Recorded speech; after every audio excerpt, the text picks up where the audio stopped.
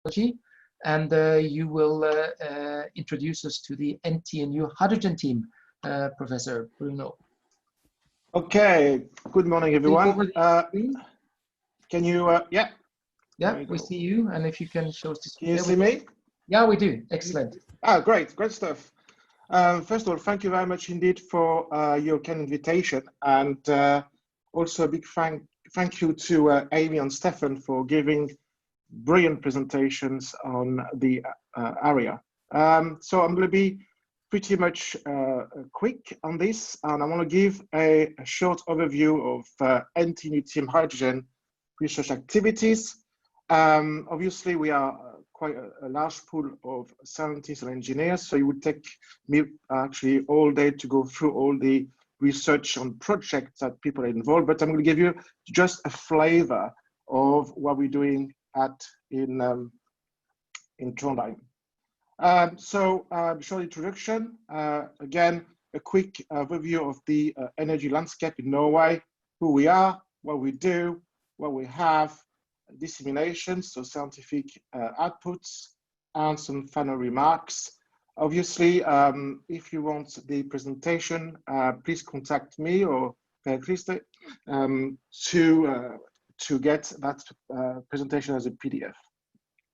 So a quick introduction about myself. I've been in the area for about 20 years, experience from electrolyzer to fuel cell and fuel cell materials to systems. So I looked at catalyst development to component development and to system integration. So from stack to system integration, I pretty much looked at actually the value chain in my career and developed some really quite high TRL systems and the commercialization when I had some time. I spent some time in South Africa. Also, I think the highlights of my career, I would say, is that I was really involved in a pilot plant of fuel cell and electrolyzer electrode manufacturing, but also into stack development and systems. So if you want to know a bit more about actually this area here in terms of really manufacturing and common development, there's a paper out there. So in 2017, I actually joined NTNU. I was very delighted because Norway for me is pretty much an excellent example of really hydrogen development and research to deployment of the technology in different areas. And really in terms of Norway, we are, as Steffen rightly said, we are quite endowed and quite blessed with energy from really natural gas, oil and gas, but also renewable energy. 98% of our electricity comes from renewable energy sources, which is basically coming mainly from hydropower. I'm very excited. It's an exciting time for hydrogen. It's really, I've been in that business for 20 years or so, and I can see really things are now moving ahead and very quickly. We are on that exponential curve, and things all over the world now in the industries, any institutions, our governments are now really looking at hydrogen as a possible solution to energy supply. And for me, Norway is has a unique, very strong position to be actually one of the world leaders in the whole hydrogen value chain. So in terms of NTNU, we are looking at really hydrogen research from the generation of blue hydrogen, natural gas with CCS, but also we're looking at other ways of producing hydrogen through renewable, because obviously we are, as I said, very blessed with renewable energy sources. And there was a study actually undertaken by SINTEF in last year or 2 years ago, where they estimated that by 2050, the market for Norway in terms of exporting hydrogen could be around 20 billion euros and possibly employing around 25,000 jobs, which is quite considerable. About NTNU Hydrogen, Team Hydrogen, this team was created in January 2019. When I actually looked at really the strong research activities in different departments and faculties, we decided to really team up all those experts into one umbrella. So who we are, there's about 35 professors, around 55 researchers looking in the whole really value chain of that hydrogen, R&D, different faculties, different departments, from nanomaterials to hydrogen storage system integration, safety, obviously, and life cycle assessment. Those professors are quite well known in the field with high indices, and to actually really support all this, we have excellent facilities within NTNU. We'll talk about this a bit later on. We do a lot of collaborations internationally. Actually, I think we cover almost every region in the world, and we also are pretty keen to do work with industry and SINTEF as well in the various projects, EU projects or any other national projects. But also we offer, more importantly, undergraduate and postgraduate courses in hydrogen energy. So what we do, if you look at the value chain, so we pretty much, again, looking at from the basic research, mid-TRL, low TRL, mid-TRL, from really materials, from non-PGM catalyst for electrolyzer and fuel cells, to gas diffusion layer, bapple plates and flow field designs, membrane development for low and high temperature fuel cells, and we also look at conversion, storage, and combustions. So natural gas, biogas, and alcohol reforming, hydrogen combustions, liquid hydrogen, ammonia. We're also looking at system integration and system modeling, safety, which is actually a very important aspect. We have also another group looking at the technical economics and life cycle analysis, and the prototyping as well. Okay, and another group looking at maritime really applications, and as Stefan said, that's with this ship FC, this is something that Norway is pretty strong at. In terms of what we're aiming at, we have targets. We're looking at the two targets, so actually two entities, the US DOE targets and the FCJU targets. So for an example here, we look at really the auto sector, trying to really get the, let's say, platinum loading at reasonable targets on loading. We also really focusing on what is important for the, let's say, for an example, for the auto sector, looking at reducing the amount, as we know that the platinum or the PGM content in the auto sector, fuel cell automotive, is 40%, nearly half of the total cost originate from the catalyst. We are also looking at reducing the loading, but also replacing PGM by non-precious metals. If you want to know a bit more, there's a paper out there with Imperial College, where we looked at basically the different scenarios for getting those loadings and also those targets by 2030, 2050.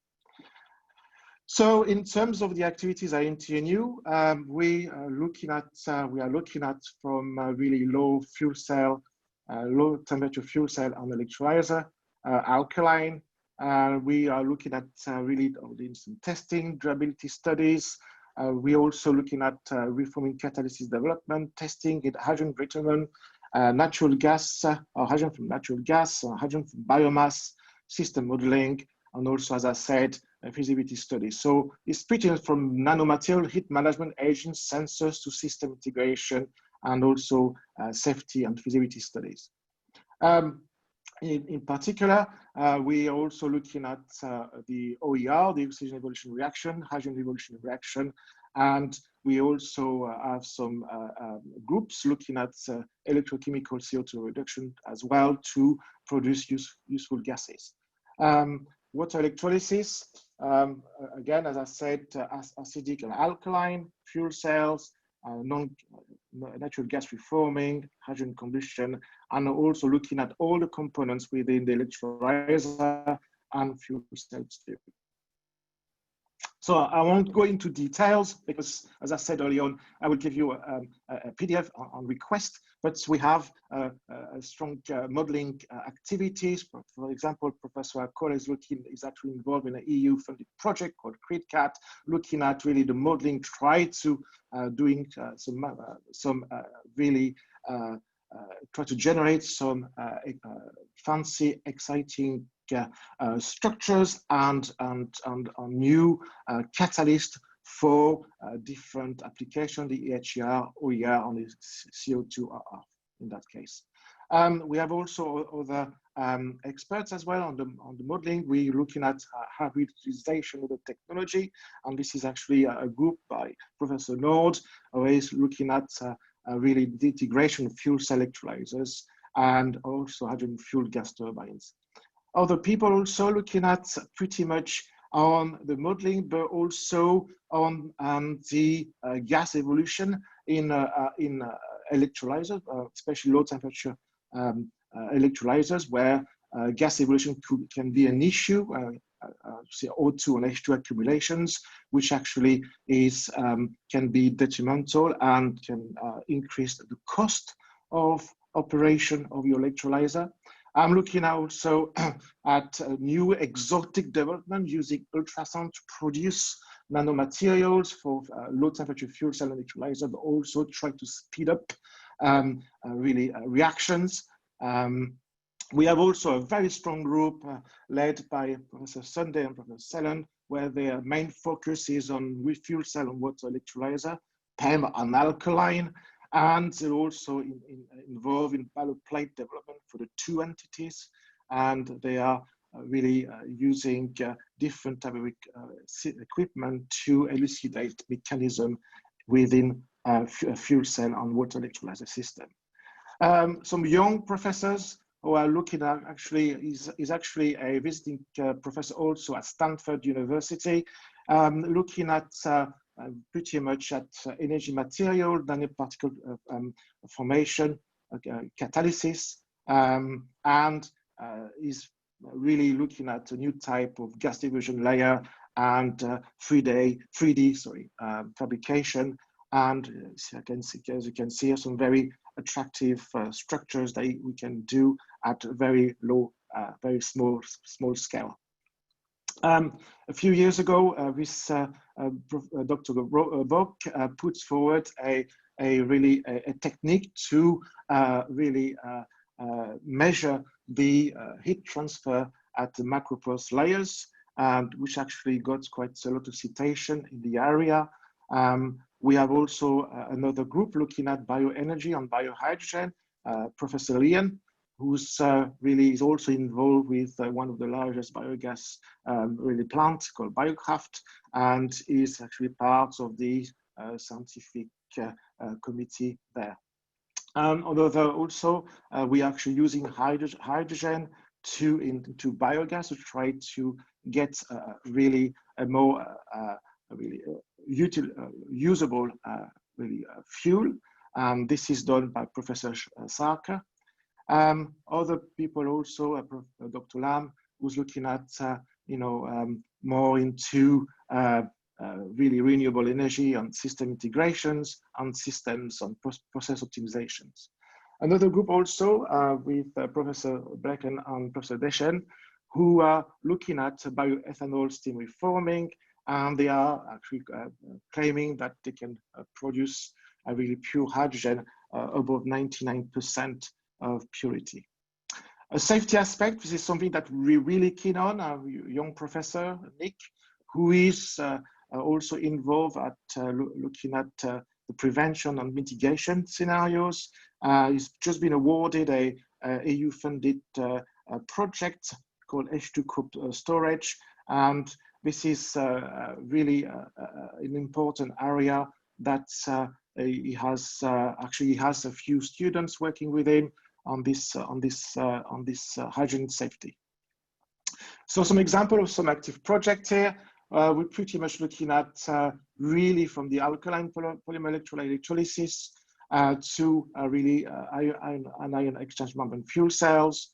We're also looking at the oxygen evolution reaction on nickel, which is actually part of this group called Siew Hwa Chan, which is a big project which actually ended last year, led by the Canadian, and also Can Opener, which is also a Norwegian Canadian framework, where we look also at nickel oxide type structure for the OER and HER.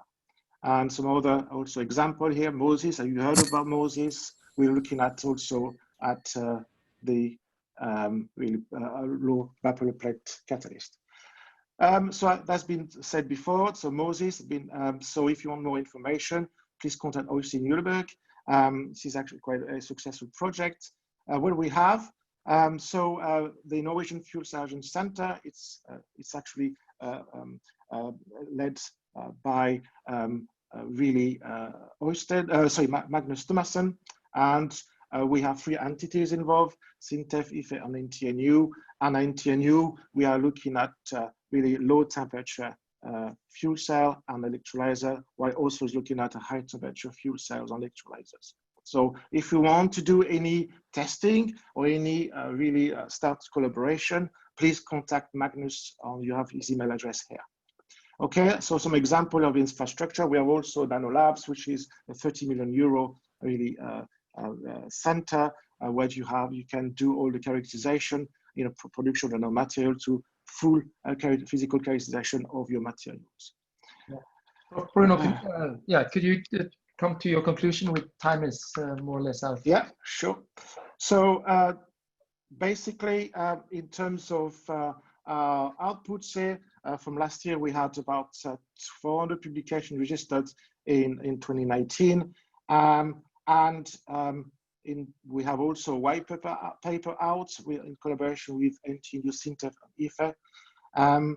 We also involved in different networks and programs, European programs, and also national programs. We're also part of the International Association for Hydrogen Energy. We also disseminate through conferences, international conferences. We had one 2 years ago. This one is actually to be confirmed. And if you need more information, please follow us on our webpage, on our Twitter also, which is at NTNU Team Hydrogen. Thank you very much. Thank you very much, Professor Pollet. Amazing presentation and a lot of information. So please refer to the presentation, the PDF. Actually, in fact, it's already out there on the Dropbox. So use that one. Okay. So yeah. I have a question for you from Prof. Chan. Very impressive research related to hydrogen and fuel cell technologies at NTNU. May I know if the projects are mostly funded by competitive funds or block grants from the Norwegian government through a center or institute? Good question. Right. So we get funding from the Norwegian Research Council, so directly. So for some particular projects, and we also really paired with, let's say, SINTEF on specific project, EU-funded projects where our expertise is required. So we have different streams. In fact, we have also projects directly with under the H2020, where we are partnering with other research organizations or universities on specific projects, electrolyzer or fuel cell or any other project involving hydrogen. But we are really keen on basic research, really keen on actually fairly low to mid TRL, and perhaps, looking at really at, we are more, I would say, there to facilitate really the research from a basic viewpoint. Okay. So going back to basics in a way. All the big project, the more near to commercialization, industry more focus will be pretty much the SINTEF role in that space. Yeah. Talking about TRL level, the other question here is, are there any product commercialization or close to from fuel cell and hydrogen research?